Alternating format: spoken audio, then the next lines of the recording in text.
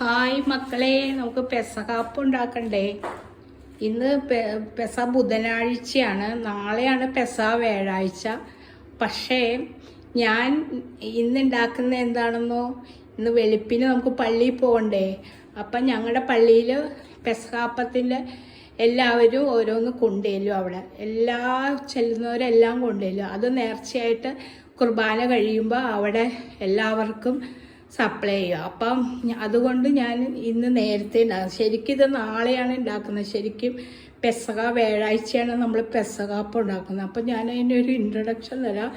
നമ്മൾ ആദ്യം തന്നെ പെസകാപ്പം ഉണ്ടാക്കുക എന്ന് പറഞ്ഞാൽ ഭയങ്കര ശുദ്ധിയായിരിക്കണം, വിശുദ്ധിയായിരിക്കണം, നല്ല ശുദ്ധിയായിരിക്കണം.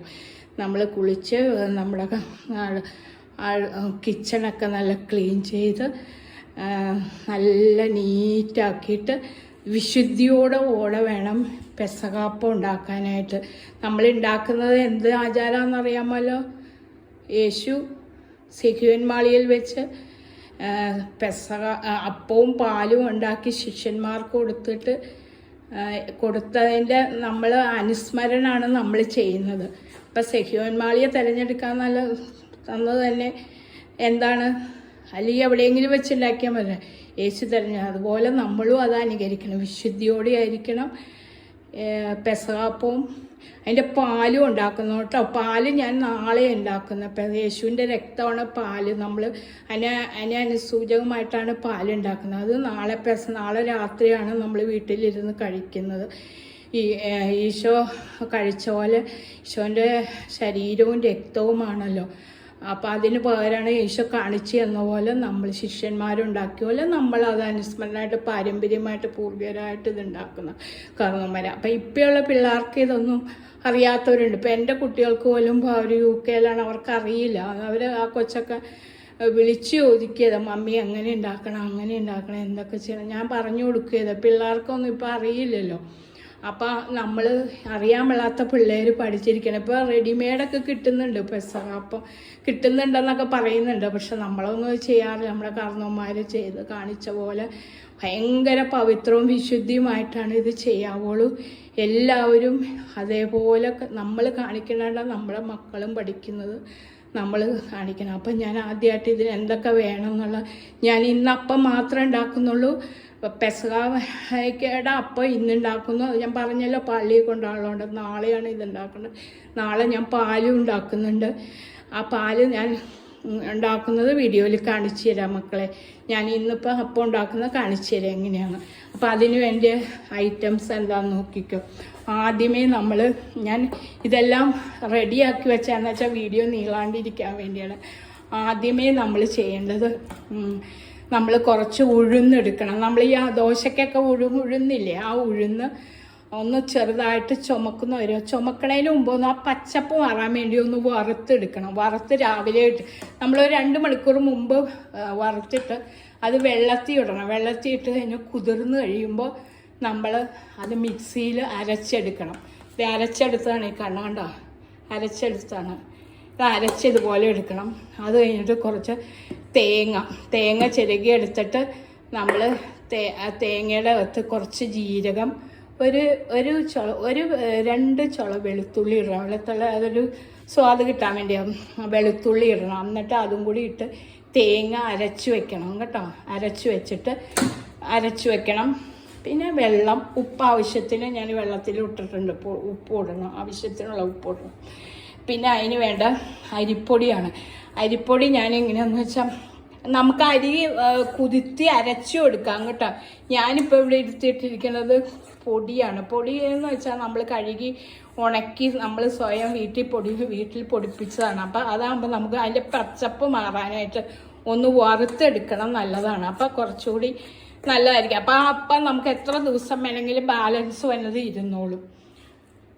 പണ്ടൊക്കെ പെസകാപ്പം ഉണ്ടാക്കിയിട്ട് ബാക്കി വരുന്നത് ഇങ്ങനെ വെയിലത്തിട്ട് ഉണങ്ങി അമ്മയൊക്കെ സൂക്ഷിക്കുമായിരുന്നു.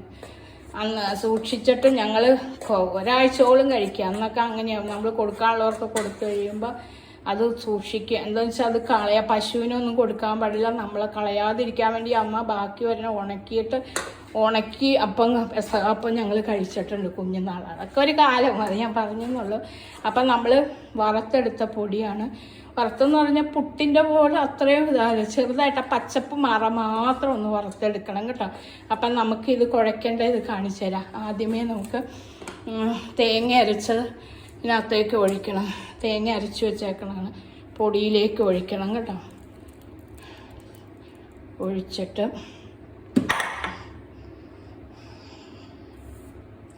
പിന്നെ അടുത്തത് വേണ്ടത് നമുക്ക് ഈ ഉഴുന്നരച്ച് വെച്ചത് ഇതിലോട്ടിടണം.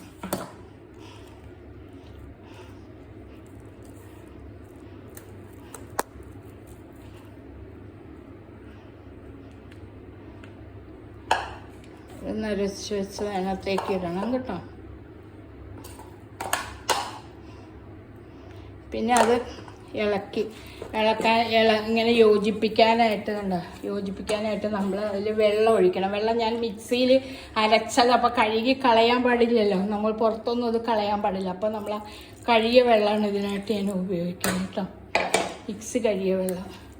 എന്നിട്ട് ഇങ്ങനെ കുഴച്ചെടുക്കണം, നന്നായിട്ട് കുഴക്കണം കേട്ടോ. അതിൻ്റെ കുഴയിലാണ് ഇതിൻ്റെ ഇതിരിക്കുന്നത്, ട്വിസ്റ്റ് ഇരിക്കുന്നത് കേട്ടോ. കുഴക്കണം നല്ലോണം. അപ്പോൾ നമ്മൾ ഇത് ഇപ്പം എന്തൊക്കെയാണെന്ന് അറിയാലോ, ഒന്നും കൂടി ഞാൻ പറയാം. അരിപ്പൊടി, ഉഴുന്ന് വറുത്ത് കുതിർത്തി അരച്ചത്, പിന്നെ തേങ്ങയും ജീരകവും ഒരു ചുള വെളുത്തുള്ളിയും ഇട്ട് അരച്ചെടുക്കണം. എന്നിട്ടത് കുഴച്ചെടുക്കണം കേട്ടോ. നന്നായിട്ട് കുഴക്കണം. അപ്പം നമ്മൾ ആ കുഴക്കണതിന് മുമ്പ് ഒരു കാര്യം ചെയ്യാനുണ്ട് കേട്ടോ. എന്താണെന്ന് വെച്ചാൽ നമ്മൾ ഇത് ഉണ്ടാക്കുന്ന പ്ലേറ്റില്ലേ, പ്ലേറ്റ്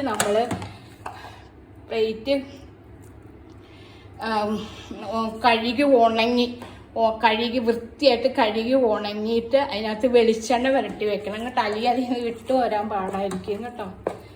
അപ്പം നമ്മൾ പൊടി നല്ലോണം കുഴച്ചെടുക്കണം.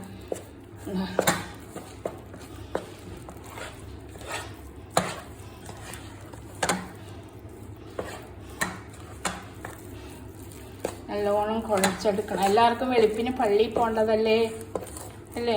ഞങ്ങൾ ഈ സിക്യോൺ മാളിയൊക്കെ നേരിട്ട് കണ്ടിട്ടുണ്ട്. 2019 ഞാനും അച്ചായനും കൂടി ഹോളി ലാൻഡ് സന്ദർശിക്കാൻ പോയിട്ടുണ്ടായിരുന്നു. ഞങ്ങൾ 10-12 ദിവസം എല്ലായിടത്തും കണ്ടതാണ്.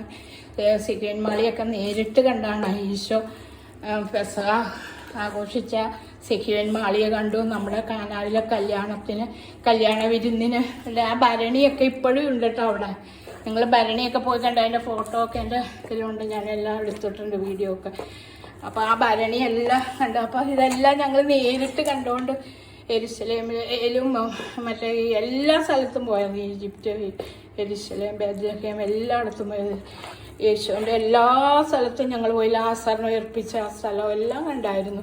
പിന്നെ നമ്മളെ ഗാഗർ, വെള്ളം കുടിച്ച കിണർ, അതൊക്കെ അതൊക്കെ നേരിട്ട് കണ്ടപ്പോൾ നമുക്ക് ഒന്നും കൂടി ഭയങ്കര എന്താ, നമുക്ക് പറഞ്ഞു പറയാം, അസാധ്യമാണ്. നമ്മൾ ചെന്ന് കണ്ടാലോ നമുക്കത് അറിയാൻ പറ്റുള്ളൂ. ഭയങ്കര. പിന്നെ ഈശോ യെരുശലേമിലേക്ക് നടന്നുപോയ ആ കാൽവറി, ആ മലയിലൊക്കെ ഞങ്ങൾ മലയിട്ടപ്പോൾ അതൊക്കെ റോഡായി. റോഡും ആ സൈഡിലൊക്കെ കടയൊക്കെ. ഞങ്ങൾ നടന്നു പോയി ഈശോനെ ക്രൂശിൽ തറച്ച സ്ഥലത്ത് പോയി ഈശോനെ കബറടക്കി കൊടുത്ത് എല്ലാം നേരിട്ട് കണ്ടതാണ് കേട്ടോ. അങ്ങനെ ദൈവം ഞങ്ങൾക്ക് ഒരു അനുഗ്രഹം തന്നു. എല്ലാം കാണാനായിട്ടുള്ള അനുഗ്രഹം ദൈവം ഞങ്ങൾക്ക് തന്നു. എല്ലാം കണ്ടു. അത് കൊറോണയ്ക്ക് മുമ്പായിരുന്നു കേട്ടോ. കൊറോണയ്ക്ക് മുമ്പായതുകൊണ്ട് എല്ലാ സ്ഥലത്തും പോയി ഞങ്ങൾ കണ്ടായിരുന്നു. കാണാനൊരു സ്ഥലമില്ല എന്നുള്ളതാണ്. എല്ലാം പോയി കണ്ടു. അത് നമ്മൾ കുഴച്ച് കഴിഞ്ഞു. ഇനി നമ്മൾ ചെയ്യേണ്ടത് പ്ലേറ്റ് ഞാൻ പറഞ്ഞില്ലേ, പ്ലേറ്റ് എടുത്തിട്ട് അത് വെളിച്ചെണ്ണ പുരട്ടി വെക്കണം. വെളിച്ചെണ്ണ പുരട്ടണ എന്തിനാ? അത് വിട്ടു പോരാൻ വേണ്ടി. നമ്മൾ വേവിച്ച് ചെയ്യുമ്പോൾ അത് വിട്ടു പോരണം. അപ്പം നമ്മൾ പ്ലേറ്റിലേക്ക് ഇടണം. ഇതാണ് മാവ്. പ്ലേറ്റിലേക്ക് ഇടണം കേട്ടോ. അത് പരത്തി എടുക്കണം.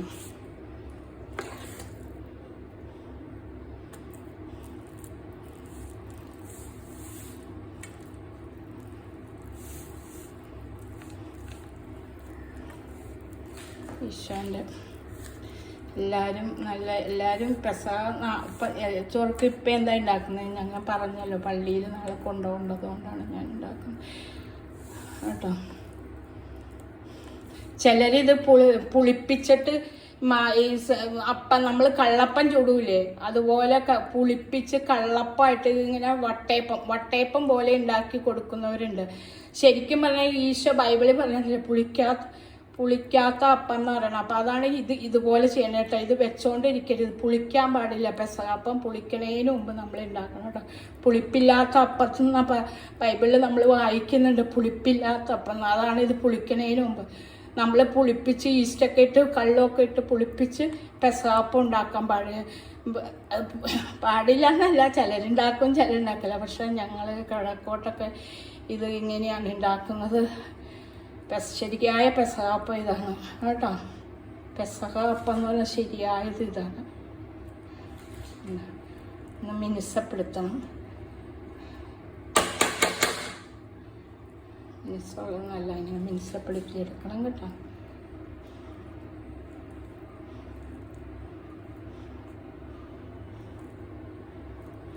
ഇനി നമ്മൾ ചെയ്യേണ്ടത്, നമ്മൾ ഓശാനയ്ക്ക് കിട്ടുന്ന കുരുത്തോലയില്ലേ, ഈ കുരുത്തോല നമ്മൾ ദൈവത്തിനെ വിളിച്ച് പ്രാർത്ഥിച്ചിട്ട്, ദൈവമേ നമ്മൾ പ്രാർത്ഥിച്ചിട്ട് ഇതിങ്ങനെ വെക്കണം കേട്ടോ. നമ്മൾ വെക്കണം, ഇതിങ്ങനെ നേരെ വെക്കണം. എന്നിട്ട് നമ്മളൊരു കുരിശിടണം.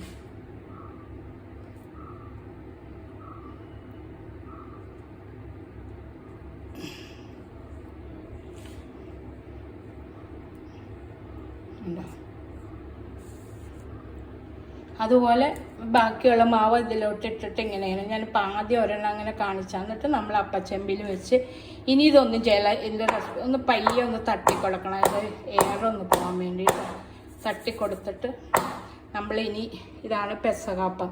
അപ്പം നമ്മൾ ഉണ്ടാക്കുന്ന, ഞാൻ പെട്ടെന്ന് ഇത് ഈസിയായിട്ട് ഉണ്ടാക്കാം, പക്ഷെ അറിയാവുന്നവർക്ക് ഉണ്ടാക്കാം, പക്ഷെ അറിയില്ലാത്തവർക്ക് വേണ്ടി ഞാൻ കാണിച്ചു തന്നതാണ്. അപ്പം നമ്മൾ ഇനി ഇത് അപ്പച്ചെമ്പിൽ വെച്ച് പുഴുങ്ങിയെടുക്കണം കേട്ടോ. പുഴുങ്ങിയെടുത്ത് കഴിയുമ്പോൾ ഒരു 25 മിനിറ്റ് വേവിക്കണം, കാരണം ഉഴുന്നിട്ടുകൊണ്ട് വേവുണ്ടാകും കേട്ടോ. അപ്പം അപ്പോഴത്തേക്കും നമ്മൾ പ്രാർത്ഥനയോടുകൂടി എല്ലാവരും ചെയ്യണം കേട്ടോ. അപ്പം ഞാൻ ഈ പാട്ടൊന്ന് പാടട്ടെ. നാദാദേ സ്തുതിയും നാലം താതേനും മഹിമാവന്ദനകൾ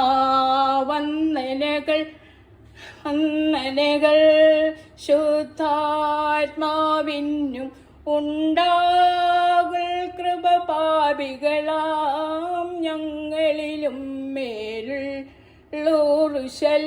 വാതിൽ കൊള്ളിൽ സിംഹാസനമണയണമീ